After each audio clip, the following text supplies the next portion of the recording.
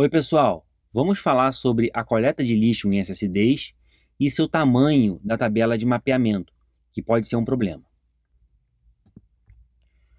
A gente já viu que a FTL estruturada em log pode gerar lixo, que são páginas com conteúdos antigos, já que ela não altera o conteúdo da página, quando tem que alterar, ela altera numa nova página, acaba que ela gera lixo porque a gente tem no SSD algumas páginas físicas com conteúdos antigos que não são mais usados e não são mapeados mais na tabela de mapeamento. Então, é necessário um mecanismo que verifique a existência de lixo e libere essas páginas para uso futuro.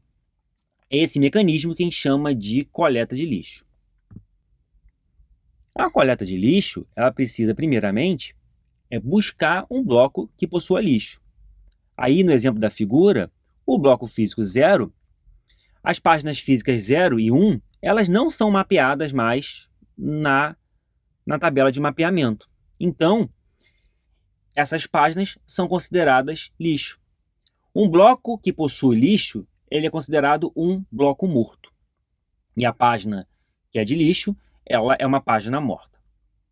O que a coleta de lixo precisa fazer? Ela primeiro precisa buscar esse bloco. Depois que ela encontra o bloco, ela vai ler quais são as páginas vivas daquele bloco. As páginas vivas são aquelas que possuem algum conteúdo atual e estão mapeadas na tabela.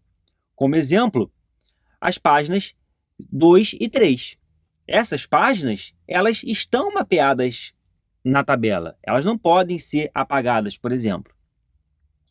E aí o que ele faz? Ele lê essas páginas vivas e vai escrever essas páginas vivas em um outro bloco que esteja disponível. Por exemplo, as páginas físicas 2 e 3 são copiadas para as páginas físicas 6 e 7. E aí atualiza-se a tabela de mapeamento com os novos valores.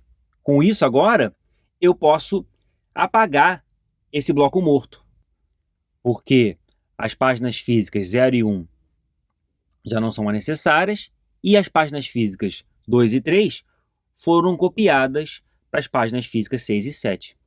Então, eu agora posso apagar esse bloco morto. Então, a próxima operação é apagar esse bloco, que poderá ser utilizado em operações futuras. Uma questão importante é como buscar esses blocos mortos. Uma forma simples é varrer a tabela e verificar quais blocos têm páginas válidas, mas que não estão na tabela. Então, lá no exemplo do início da aula, essa varredura iria indicar que as páginas 0 e 1 estão mortas e poderiam, então, ser apagadas. Claro, a coleta de lixo ela tem um custo, porque ela requer leitura e escrita de páginas. Então, se a coleta de lixo for executada muito frequentemente, a gente não vai ter vantagens em utilizar uma FTL estruturada em logs.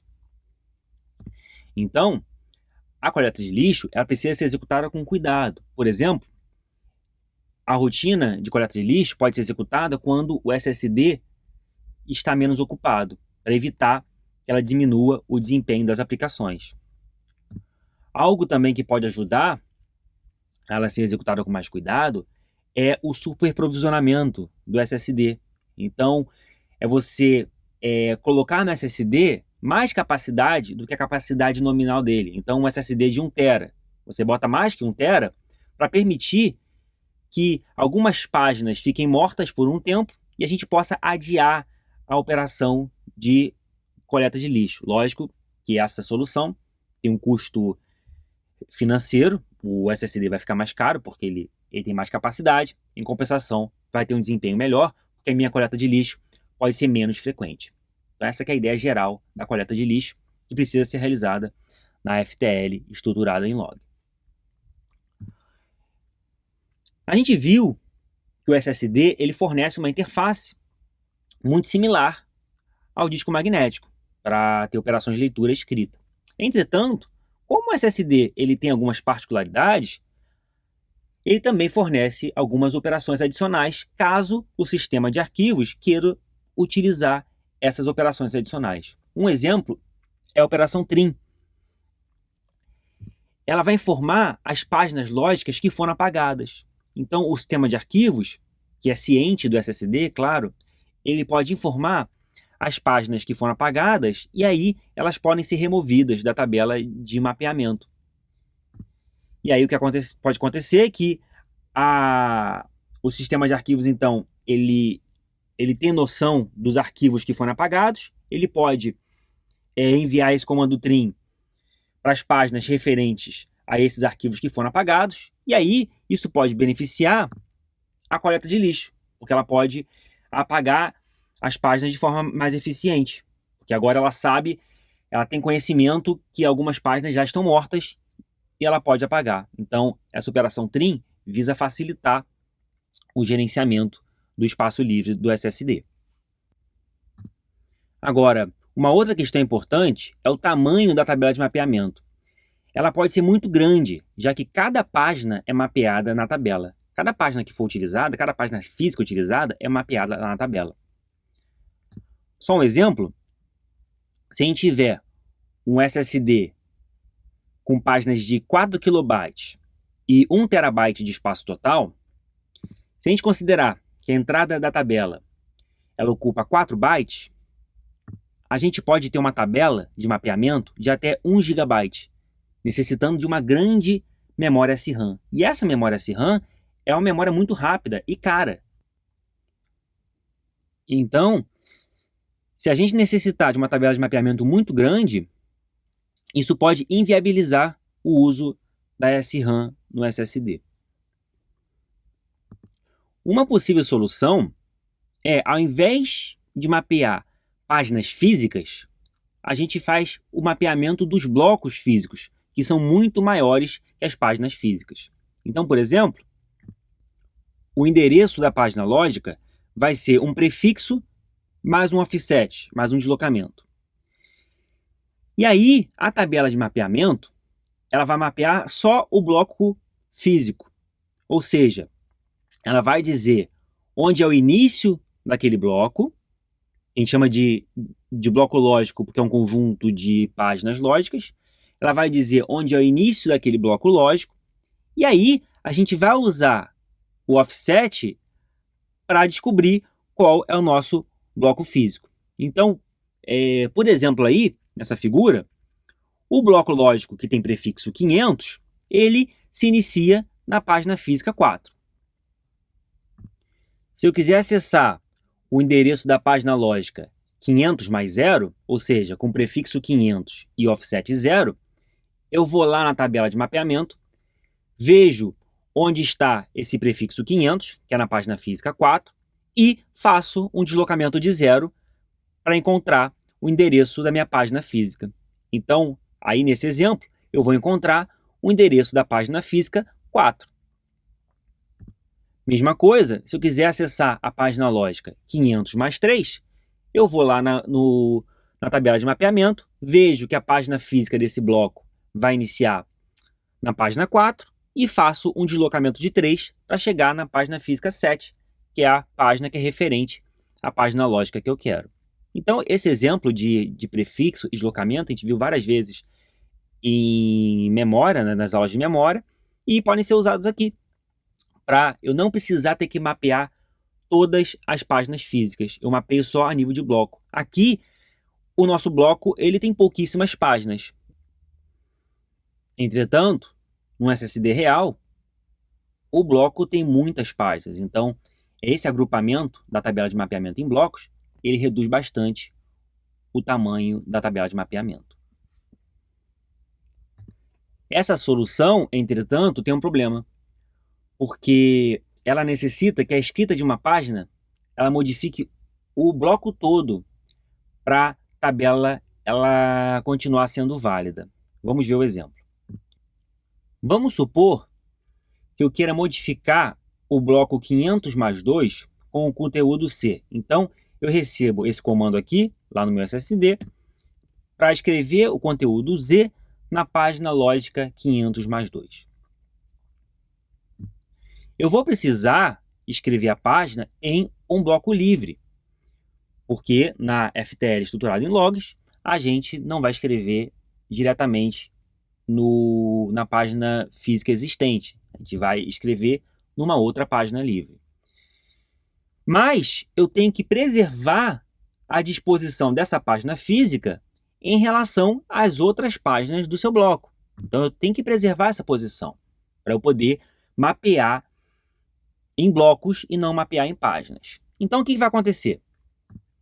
Eu vou ter que copiar todas as páginas referentes ao bloco para poder modificar esse conteúdo. Então, por exemplo, eu começo ali fazendo a cópia do conteúdo A da página física 4 para a página física 0. Depois, eu tenho que fazer a mesma coisa para o B. Copiar a página física que está em 5 para a página física 1. Aí sim, eu posso fazer a modificação do conteúdo da minha página lógica 500 mais 2, que é modificar a página física 2. E aí eu escrevo o conteúdo Z na página física 2, que será a nova posição da minha página lógica 500 mais 2. E aí, no fim, eu tenho que escrever também a página física 7, o conteúdo da página física 7, na página física 3, que é o conteúdo D. Bom, agora eu só tenho que atualizar a tabela de mapeamento com a nova posição do bloco lógico 500. Agora, o bloco lógico 500, ele começa na página física 0. Então, se eu quiser acessar a página 500 mais 2, eu consigo fazer normalmente isso porque eu preservei as posições. Eu vou lá no meu prefixo 500, verifico a tabela de mapeamento, verifico que aquele bloco está na página física 0, o início dele está na página física 0, e faço o deslocamento até chegar na página que eu quero. Eu preservei essas posições. Eventualmente, claro, o antigo bloco pode ser apagado, ele não é mais necessário. Então pode ter uma coleta de lixo que apague esse antigo bloco. Bom, isso parece funcionar, só que tem aquele problema. Para você escrever uma página, tem que modificar o bloco todo. Então vemos um problema grave aqui, porque a escrita de uma página, ela encadeou várias operações de leitura e escrita. Isso torna essa solução inviável, pois reduz drasticamente os benefícios de uma FTL estruturada em log. A solução para esse problema é uma solução híbrida, que é manter duas tabelas. Uma tabela que a gente vai chamar de tabela de log, que é mapeada por páginas, e ela vai ser referente a apenas alguns poucos blocos. A gente vai ver lá nos exemplos. E a tabela de dados, que é uma tabela que é mapeada por blocos e vai ser referente aos demais blocos que estão no meu SSD. Vamos então ver o exemplo.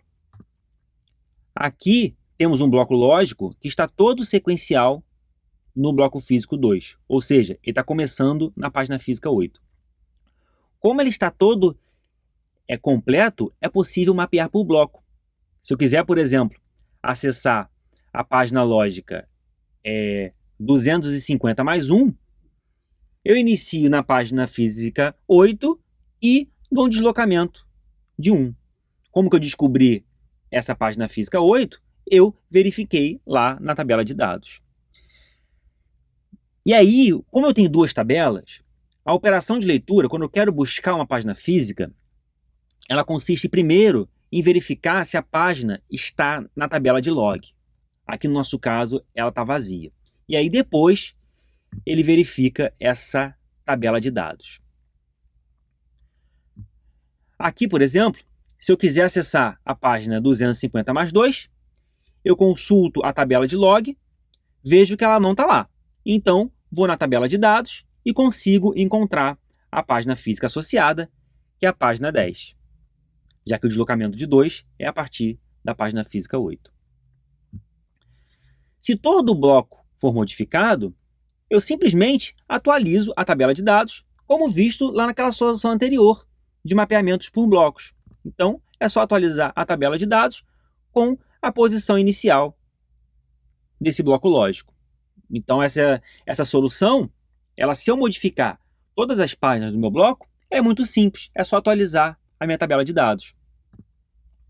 E aí, quando eu quero acessar qualquer uma das posições do meu bloco lógico, eu faço de novo a busca lá da página física e o deslocamento. Mas vamos ver agora se a gente quiser modificar apenas uma página. Por exemplo, se a gente quiser modificar a página 250 mais 0. O que vamos fazer é modificá-la em alguma página já apagada, como a gente vê aqui. E a gente preserva a posição anterior dela. Como a nova página está agora em um novo bloco, eu devo atualizar a tabela de log, que mapeia por página. Então, eu vou colocar lá na tabela de log a informação de que a página lógica 250 mais 0 está na página física 8. Agora, por exemplo, se eu quiser acessar a página 250 mais 2, ela vai verificar se está na tabela de log. Essa página não vai estar na tabela de log. E aí, então, eu vou verificar na tabela de dados e essa página vai estar na tabela de dados, porque o prefixo está na tabela de dados, que é o prefixo 250, e eu vou poder acessar normalmente com o deslocamento, com o início na página física 0 e o deslocamento de 2. Ou seja, a alteração da página lógica 250 mais 0 não alterou em nada o acesso às outras páginas. Eu simplesmente peguei a página física 0 e fiz o deslocamento para chegar lá na página que eu queria. Agora vamos ver quando a gente solicita uma leitura da página 250 mais 0. O que ela vai fazer? Ela vai verificar lá na tabela de log e essa página agora vai estar na tabela de log, então ela não vai consultar a tabela de dados. Ou seja, vai estar numa tabela mais específica, que é essa tabela que mapeia por página. Então aqui ele vai acessar então a página física 8, porque ele acessou um endereço mais específico. Então aquela página física que estava essa informação anteriormente, que é a página física 0, ela não foi acessada. Por quê? Primeiro ele olhou na tabela de log para verificar que agora essa página lógica 250 mais 0 está na página física 8 e não na antiga página física 0. É claro que se as páginas individuais de um bloco vão sendo modificadas, a tabela de log vai crescendo. Aí a FTL tem que eventualmente reunir todas as páginas de um mesmo bloco lógico no mesmo bloco físico para evitar o crescimento da tabela. Como vemos aqui nesse exemplo, que as páginas foram reunidas. Para isso acontecer, foram feitas algumas operações de leitura e escrita para reunir o bloco lógico de novo no mesmo bloco físico e remover lá as entradas da tabela de log, reduzindo então o tamanho dessa tabela. Essa operação se chama merge. A gente tem que tomar muito cuidado com esse tipo de operação porque ela gera leituras e escritas. Então, a FTL tem que tomar cuidado quando que ela vai fazer essas operações, a frequência que ela vai fazer essas operações, da mesma forma que ela tem que tomar cuidado quando faz a coleta de lixo. A solução anterior pode ser complexa, porque tem as operações de fazer merge, tem as duas tabelas. Tem alternativas para ela, que é deixar na SRAM apenas parte da tabela de mapeamento que é mapeada por página. Então, ao invés de ter duas páginas, a gente coloca na memória RAM apenas a parte da tabela de mapeamento que está sendo mais usada. Isso é como fazer um cache da tabela de mapeamento, a gente usar a SRAM só para fazer um cache da tabela de mapeamento. Essa solução ela vai reduzir o uso da memória SRAM, claro, mas ela possui os mesmos desafios de um sistema de cache. Se a gente precisa de posições que não estão no cache, a gente vai levar um tempo maior para acessar essas posições, porque agora apenas uma parte da tabela de mapeamento está na SRAM, a outra parte está no SSD, está nas pastilhas de memória flash. Então é uma solução mais simples, mas que, se não for feita com cuidado, pode dar problemas de desempenho. Bom, então nesta aula A gente falou sobre a coleta de lixo, que tem que ser feita periodicamente para evitar o desperdício do espaço em disco. Mas a gente tem que tomar cuidado, porque essa coleta de lixo ela gera escritas e leituras que podem reduzir a confiabilidade e o desempenho de um meu SSD. Além disso, a gente viu nesta aula o desafio de evitar o aumento da tabela de mapeamento. Esse desafio pode ser solucionado com a existência de dois tipos de tabela, como a gente viu, uma mapeada por blocos e outra mapeada por páginas, e também a gente pode tentar reduzir esse tamanho fazendo um cache da tabela de mapeamento, como a gente viu, né? A gente coloca na SRAM apenas uma parte da tabela de mapeamento que está sendo utilizada no momento.